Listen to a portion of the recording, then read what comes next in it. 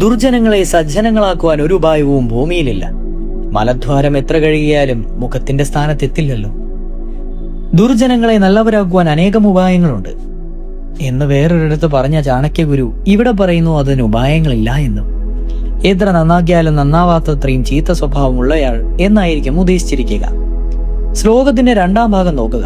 2ഉം 3ഉം വരി വായിക്കുന്ന നമുക്ക് മനസ്സിലാകും അങ്ങനെ തന്നെയാണ് ഉദ്ദേശിച്ചതെന്ന്. എത്ര സുഗന്ധ വസ്തുക്കൾ ഉപയോഗിച്ച് കഴുകിയാലും മലദ്വാരം മുഖത്തിന് സമമാകില്ല. ഇവിടെ ശ്രേഷ്ഠമായ ഇന്ദ്രിയം തലയാണോ മുഖമാണോ വായാണോ എന്ന് പണ്ഡിതന്മാർക്കിടയിൽ തർക്കമുണ്ട്. വാ തന്നെയാണെന്ന് നമുക്ക് അനുമാനിക്കാം.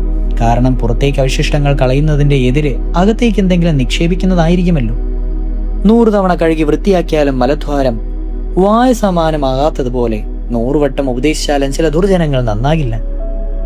കാരസ്കരത്തൻ ഒരു കുരുപാലിലിട്ടാൽ കലാന്തേരെ കയ്പ് ശമിപ്പതുകൊണ്ടോ എന്നൊക്കെയുള്ള കവിതാശകലങ്ങൾ ഇതിനോട് കൂട്ടി വായിക്കാവുന്നതാണ്.